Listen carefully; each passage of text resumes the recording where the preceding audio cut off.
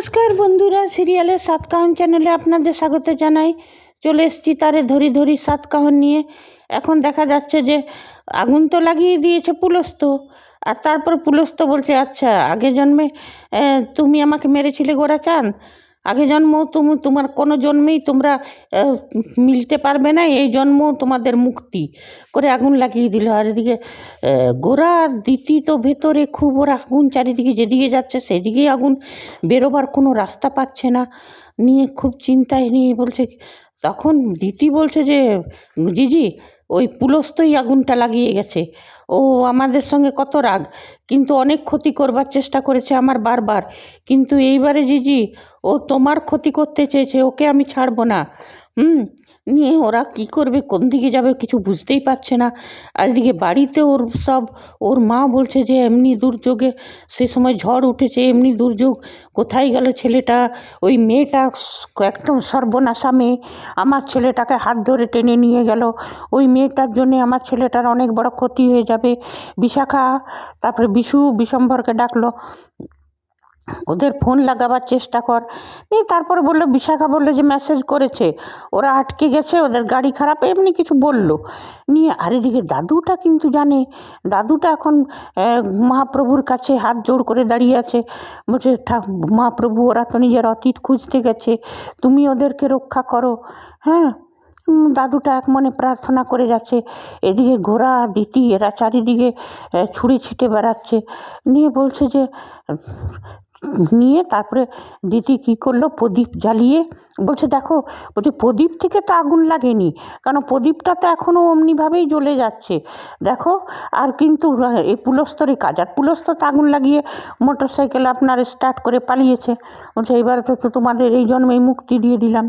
হ্যাঁ, ও তো তারপরে রাজত্ব আর রাজকন্যা দুজনেই, মানে হিয়া একাই বাঁচলো ওয়ারিস, সুশোভন চ্যাটার্জির একটাই ওয়ারিস বাঁচলো, সেটা হচ্ছে হিয়া।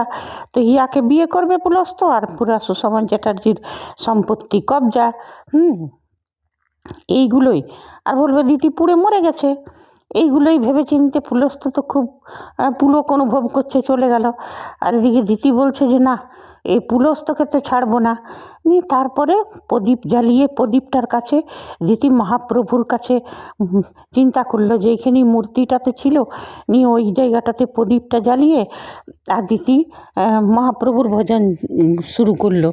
ভজ গৌরাঙ্গ কহ গৌরাঙ্গ লহ গৌরাঙ্গের নাম রে, যে জনা গৌরাঙ্গ ভজে সে হয় আমার প্রাণ রে, ভজ গৌরাঙ্গ কহ গৌরাঙ্গ লহ গৌরাঙ্গের নাম রে। দুজনাতেই গোরা আর দিতি দুজনাই গাইতে লাগলো প্রভুর নাম। নিয়ে তারপরে দেখা গেল খুব বাদল আসছে, মানে বর্ষা পুরা মেঘ করে এলো ঘন কালো হয়ে, তারপরে বৃষ্টি পড়তে লাগলো। নিয়ে সব আগুন নিভে গেল। নিয়ে পরে গোরা বলছে রূপ তুমি গান গেয়ে মেঘ ডেকে নিয়ে এলে, বর্ষা ডেকে নিয়ে এলে। হ্যাঁ, তখন বলছে আমি বললাম না জিজি মহাপ্রভু আছেন, দেখো মহাপ্রভু আমাদের, তারপরে ওরা জয় গৌর জয় নিতাইয়ের জয়কার লাগালো। নিয়ে বলছে বললাম না মহাপ্রভু আছেন, মহাপ্রভু আমাদের ঠিক রক্ষা করবেন, আমরা অতীত খুঁজতে এসেছি, আর এই বাড়িতে আমি থেকেছি, সব আমার মনে পড়ছে। মানে তারপরে আবার দেখাচ্ছে ফ্ল্যাশব্যাকে গেছে, সেই 6 জন্ম আগে ওদের দেখাচ্ছে, ওদের ওই সেই দেবদাসীগুলো দৌড়ে দৌড়ে আসছে। নিয়ে তখন বলছে যে আমি বলেছিলাম না যে জিজি আমরা পুড়ে মরবো না, আমরা বেঁচে গেছি। নিয়ে ওরা খুব খুশি হলো। তারপর বলছে এইবারে কিন্তু পুলস্তকে আমি ছাড়বো না। আর এদিকে গোরার মা খুব প্যানিক করছে যে কোথায় গেল ওই মেয়ে, সর্বনাশা মেয়ে, আমার ছেলেটার হাত ধরে টেনে নিয়ে গেল, যখন থেকে এসছে বাড়িতে অমঙ্গল হচ্ছে ওই মেয়ে, নিয়ে এইসবই বলে যাচ্ছে। আর দাদুটা কিন্তু এক মনে প্রার্থনা করে যাচ্ছে। তারপরে দাদুটা সংকেত পেয়ে গেল যে মানে মহাপ্রভু সংকেত দিয়ে দিলেন যে ওরা ঠিক আছে। নিয়ে দাদুটা একটু আশ্বস্ত হলো। নিয়ে তারপরে গোরারা দেখা যাচ্ছে যে বৃষ্টি থেমে গেল, এই বৃষ্টি পড়তে লাগলো, সব আগুন নিভে গেল। নিয়ে তারপর দেখা যাচ্ছে পুলস্ত শুয়ে আছে খাটে, আর পুলস্তর হাত পা বাঁধা বাঁধা। পুলস্তর ঘুম ভেঙেছে, তা উঠতে চাইছে তো উঠতে পারছে না, হাত পা বাঁধা। দেখছে দিতি বসে আছে। বলছে এ কি তুমি? বলছে হ্যাঁ আমি।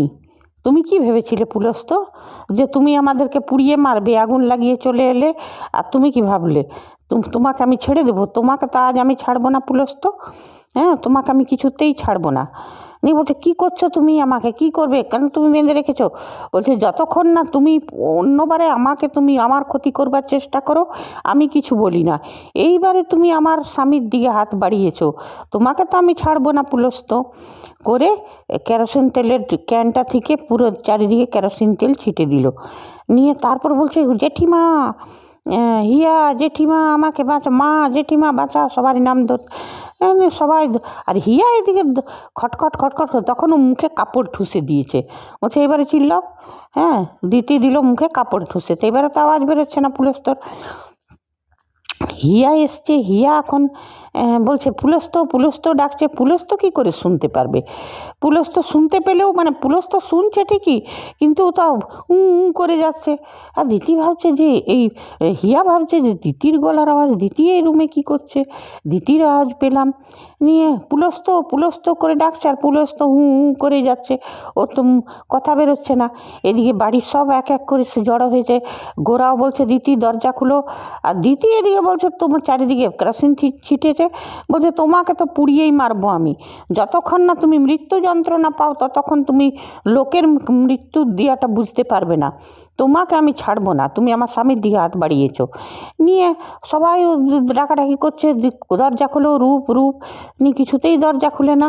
নিয়ে তারপরে ও মাচিসের, আর এদিকে পুলস্তর তো হালত খারাপ, ও মাচিসের কাঠিটা জ্বালিয়েছে, আর গোরা তখন দরজা ভেঙে ঢুকেছে। হ্যাঁ খুলে সবাই ঢুকলো, নিয়ে কেড়ে নিল ওর হাত থেকে মাচিসটা। গোরার মাও বললে তুমি তুমি অনেক খুনে মেয়ে। আর তারপরে পুলস্তর মাও বলতে কি খুনি মেয়ে রে বাবা, আমার ছেলেটাকে মারতে চেষ্টা করছে। নিয়ে তারপর ওর তো বাঁধনগুলো খুলে দিল। পুলস্ত বলছে কি প্রমাণ আছে, কি প্রমাণ আছে যে আমি পুড়িয়ে মারতে চেষ্টা করেছি? তখন বলছে একদম ফালতু কথা বলবে না তুমি। নিয়ে বলছে মা আমি আপনাকে আগেই বলেছিলাম না যে খাল কেটে কুমির আনছেন? হ্যাঁ সেদিনই আমি আপনাকে বলেছিলাম যে এরা খুব করাপ্ট লোক, এরা ভালো নয়। আমাকে আর আমার স্বামীকে পুড়িয়ে মারতে চেয়েছিল, আমাকে ঠিক আছে ক্ষতি করবার অনেক চেষ্টা করেছে, কিন্তু আমার স্বামীকে পুড়িয়ে মারতে চেষ্টা করছিল, আমি তো ওকে ক্ষমা করব না। নিয়ে তারপরে বলছে কী প্রমাণ আছে তোমার কাছে? পুলস্ত চিল্লাচ্ছে। তখন বলছে জিজি কিছু বলো। জিজিও তেমনি ছেড়ে দাও রূপ, এখন তো আমাদের কাছে কিছু প্রমাণ নেই। হ্যাঁ বলছে ঠিক আছে এইবারের মতো ছেড়ে দিলাম, কিন্তু আমি ছাড়বো না। নিয়ে বলছে, নিয়ে তারপর দিদি তো রেগেই আছে। নিয়ে গোরা বলছে কুন্তল তো দিদিকে নিয়ে যা। নিয়ে তখন কুন্তল বলছে চল দিদি কী করছে সেইগুলো, নিয়ে রেগে কুন্তলের দিকে তাকিয়েছে। নিয়ে তারপরে হিয়াও হয়ে আছে। নিয়ে তারপরে গোরার মা কুন্তল দিদির হাত থেকে মাচিসটা কেড়ে নিয়ে এই মেয়ে দাও চুপ করো করে চলে গেল। বলছে এই মেয়ে আমার রূপ হতে পারে না, কিছুতেই না। রূপ খুব দয়ার শরীর ছিল, ও মানুষকে ক্ষমা করতে জানতো, কোনো দিন কোনো মানুষের ক্ষতি করবার চেষ্টা করতো না। এই মেয়ে তো রূপ হতে পারে না। হ্যাঁ নিয়ে তারপর বলছে গোরা শুন। নিয়ে গোরাকে টেনে নিয়ে গেল, বলছে সত্যি করে বল এ কে? নিয়ে গোরা বলছে মা এ তো রূপ। বলছে একদম মিথ্যা কথা বলবি না, আমি চিনি ভালো করে। রূপ কখনো কারুক বৈষ্ণব বাড়ির মেয়ে, ও মনে হিংসা ছিল না, ওকে কেউ কতই আঘাত করুক কিন্তু তাকে ক্ষমা করে দিত। এই রূপ হতে পারে না। গোরা তুই সত্যি করে বল। বলছে মা আমি সত্যি করে বলছি।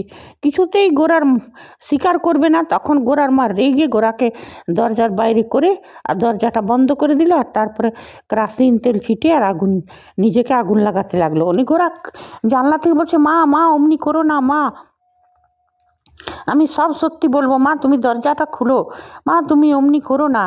ওর মা বলছে না আমি সে তো শুনবো না, তুমি আমি একদম মিথ্যা কথা তুমি বলবে না আমাকে। নিয়ে বলছে মা অমনি করো না মা। বলছে গোরাচাঁদ আমি কোনো মিথ্যা কথা শুনবো না। নিয়ে তারপরে ওর মা বললো মা আমি সব সত্যি কথা বলবো। নিয়ে বলছে প্রতিজ্ঞা করতে হবে তোমাকে। বলে হ্যাঁ আমি বলবো। নিয়ে তখন গোরার মা দরজাটা খুললো, নিয়ে গোরা এলো। নিয়ে গোরার মা গোরার হাতটা নিজের মাথায় রেখে নিয়ে বললো এইবারে বলো গোরাচাঁদ, এটা রূপ হতে পারে না। রূপের মনে খুব মায়া দেয়া ছিল, এই মেয়ে রূপ হতে পারে না। আজ তো এতটাই দেখলাম, হয়তো কালকে দেখবো যে গোরা সত্যি কথাটাই মায়ের মাথায় হাত দিয়ে তার মিথ্যে বলবে না, সত্যিটা বলে দেবে। তারপর ওই কুন্তলার সঙ্গে বিয়ের আয়োজনটা, এগুলো আমরা দেখতে পাবো পরে। তবে একটা কথা আমি জিজ্ঞেস করতে চাই মেকার্স রাইটার্সকে, যে যখন দিতির 6 জন্মের আগের কথা মনে আসছে যখন ফুল দেবদাসী ছিল, অথচ যখন দিতি ছিল তখন সেটা মনে আসছে না কেন? দিতির সাথে কি ঘটনা ঘটেছিল, এটা পুলস্ত ঘটিয়েছিল না সত্যি সত্যি নদীর বড় ঢেউ এসে উড়িয়ে নিয়ে গেছিলো মহাপ্রভুর ইচ্ছায় গোরার সঙ্গে মিলাবার জন্যে? হ্যাঁ, তারপরে গোরার কাছে তো গোরার মা যখন মাথায় হাত দিয়ালো, তখন গোরার কাছে ফ্ল্যাশব্যাক এলো কেমন করে ও রূপকে ভাসালো, তারপরে দিতি গঙ্গাতে ভেসে এলো, দিতিকে উঠিয়ে নিয়ে এলো, এগুলো সব ওর মনে পড়েছিল। তা আমি সেটাই বলছি, যখন 6 জন্মের আগের কথা মনে পড়ছে দিতির অদ্বিতীয়ার, তখন সে যখন অদ্বিতীয়া চ্যাটার্জি ছিল সেইগুলো কেন মনে পড়ছে না ওর? আর গোরা যে মুখে চুপ করেছিল, গোরা কেন বললো না যে হ্যাঁ মা সত্যি আমাকে পুলস্ত পুড়িয়ে মারতে চেয়েছিল আমাদেরকে?